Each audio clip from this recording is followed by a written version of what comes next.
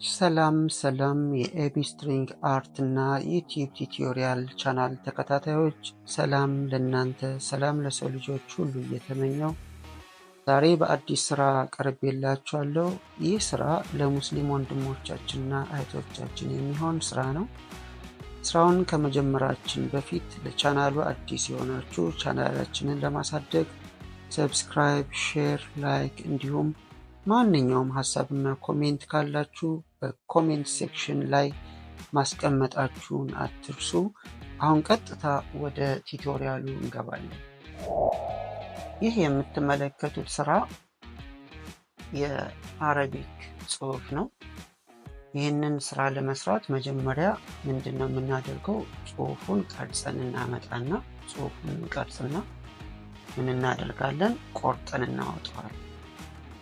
ቆርጠን ካወጣን በኋላ የምንሰራበት ጣውላ ሴንተር ከፈለግን በኋላ ጽሑፉን መለጠፍ ነው። ይሄ አረቢክ ጽሑፍ መሃል ላይ ለጥፌዋለሁ፣ ሴንተር ላይ ማለት። በዛውም ኮሜንት ሴክሽን ላይ ይሄ ጽሑፍ ምን እንደሚል እንድታስቀምጡልኝ ፈልጋለሁ። ስለዚህ ይሄ መሃል አስቀምጠናል፣ ሴንተር ጠብቀን አስቀምጠናል። ሴንተር ጠብቀን ማስቀመጣችን ጥቅሙ ምንድነው? ውበቱ ጎላ ብሎ እንዲታይ። ይሄ መሃል ላይ ያለው ጽሑፍ ወይ ወደዚህ ጋር ከተጠጋ ወይ ወደዚህ ወይ ወደ ላይ ወይ ወደ ታች ከሆነ ውበቱን ያሳንሷል። ግን ዋናው ስራችን ሴንተሩን ጠብቆ መሃል ላይ ካረፈ ግን ውበቱ በዛው ልክ ይጨምራል።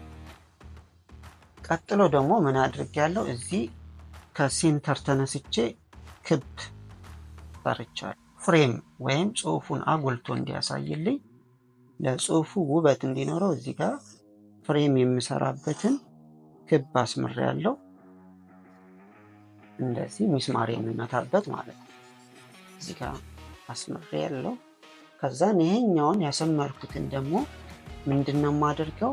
በየ2 ሴንቲሜትር ርቀት ላይ ነው ሚስማር መትቼ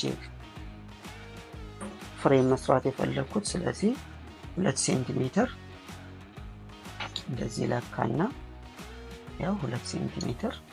ከዛን ምን አደርጋለሁ? ምልክት አደርጋለሁ። ያው እንደዚህ ያደረገን